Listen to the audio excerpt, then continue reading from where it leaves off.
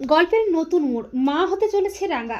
রাঙাকে চিনতে পেরেই জড়িয়ে ধরলো একলব্য। হ্যাঁ বন্ধুরা, আমরা এমনটাই দেখতে পাবো রাঙামতি তীরন্দাজ ধারাবাহিকের আগামী পর্বগুলোতে। রাঙাকে নিয়ে বৃন্দার মনে সন্দেহ হয়, রাঙার উপর নজর রাখে বৃন্দা। বৃন্দা রাঙার ঘরে উঁকি মারে, আর রাঙা বুঝতে পেরে বৃন্দাকে দেখে আবারও জন্তু জানোয়ারের মতো আচরণ করে, অদ্ভুত সব আওয়াজ করে। এরপর নবারুণ প্রমিতাকে বলে যে ডিএনএ টেস্টে যখন প্রমাণই হয়নি যে ওই রাঙা, তাহলে ওই মেয়েটাকে এ বাড়িতে রাখার আর কোনো দরকার নেই। অপরদিকে পাঞ্চালী, অঙ্কুর ও ময়না সাত্তকী সেই আশ্রমে যায়। সেখানে গিয়ে শিবরূপী রাঙাকে দেখে চমকে যায় তারা। আর সাত্তকী চালাকি করে বৃন্দাকে ফোন করে বলে যে জঙ্গলের ওই রাঙামতির মতো দেখতে মেয়েটি ঘরে আছে কিনা। বৃন্দা দেখতে পায় জঙ্গলি রাঙামতি ঘরেই আছে। বৃন্দা বুঝতে পারে না যে কে আসলে রাঙামতি। এরপর রাঙা যখন তার ঘরে ঘুমোচ্ছে, তখন একলব্য রাঙার কাছে আসে। রাঙাকে স্পর্শ করে একলব্যের মনে হয় যে ওই তার রাঙামতি।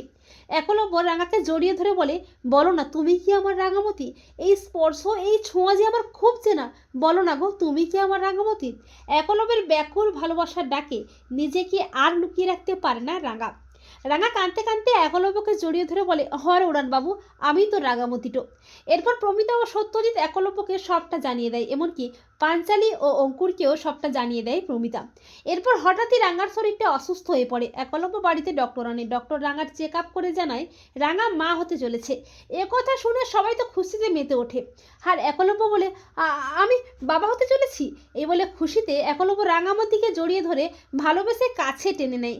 তো বন্ধুরা, তোমরাও এটাই চাও তো যে একলব্য যেন খুব তাড়াতাড়ি তার রাঙাকে চিনে নিতে পারে? আর বন্ধুরা, তোমাদের কি মনে হয়, সত্যিই কি রাঙা মা হতে চলেছে? কমেন্ট করে এক্ষুনি জানিয়ে দাও তোমাদের মতামতটি।